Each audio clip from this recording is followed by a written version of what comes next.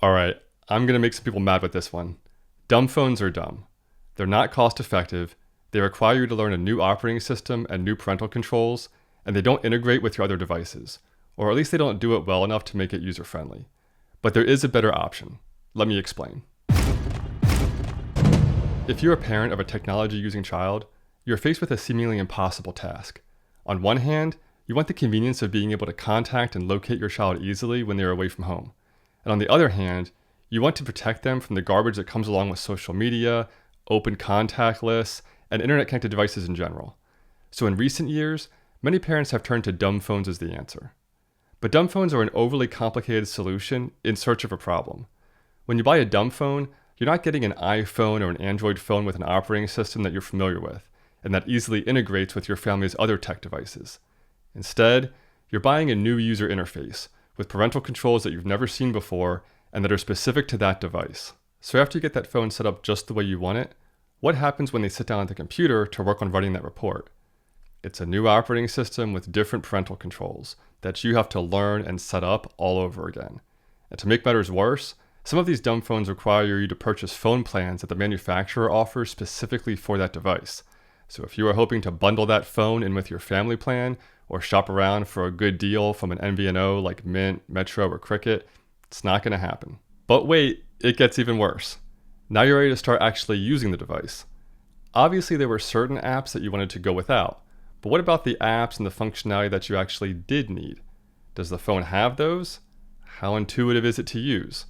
How well does the Maps app work, and how easily can family members see each other's locations? And will that small startup company that sold you the dumb phone still exist in a few months or years when you have questions and need support? Who knows? It varies from device to device. Good luck.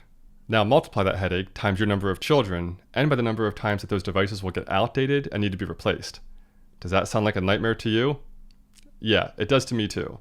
Especially considering that there is a much simpler solution that's easier to set up and that costs the same, or maybe even less. In 2025, the best dumb phone you can buy is an iPhone. An iPhone? I thought that was a smartphone. Won't that be impossible to lock down? You heard me right. An iPhone is your best option. Hear me out.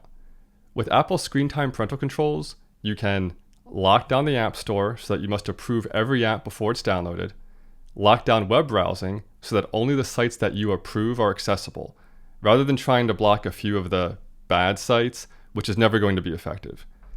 Set limits on what times of the day the device can be used, prevent account password and setting changes, change the screen to black and white if you want to make it less addictive, and last but not least, you can lock down the contact list so that only you can add to or edit the list.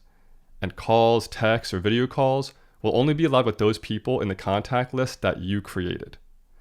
This is huge because it means that your child can FaceTime grandma on her birthday or join in on the family message chain, but you can still prevent them from texting with friends that you never met and that might be trying to get them to send a pic that they will regret later. If you want a step-by-step tutorial on how to get started with these settings, check out this video that I made on the topic that I'll link to below. As an added bonus, Apple recently implemented a feature that notifies parents whenever the passcode is used to unlock screen time.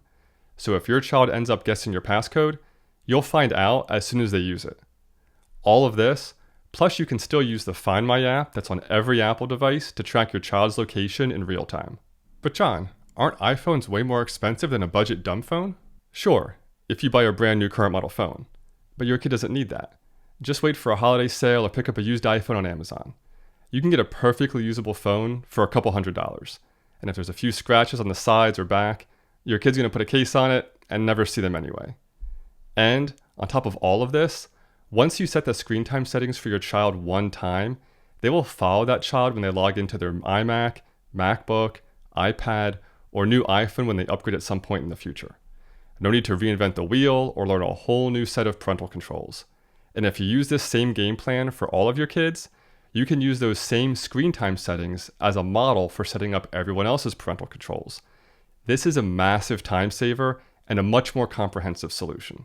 But John, is Apple really a company that you feel good about supporting or promoting? No, they're not.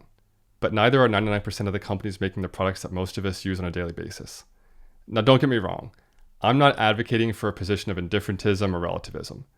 But the principle of remote material cooperation holds that use of these types of products can be permissible if there are proportionate reasons for the cooperation, which I would argue is the case in this example. So make the smart choice and just get your kid a smartphone, or more specifically an iPhone that you can lock down as tight as you need to, but still easily make use of the most convenient features like managed contact lists, app and browsing restrictions, and location monitoring.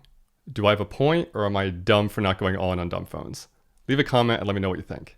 Don't forget to like, subscribe, and share this video. You can follow the Barricade Guard on Facebook, X, and Instagram. The links are in the show notes below. And until next time, fortify your soul, body, and family.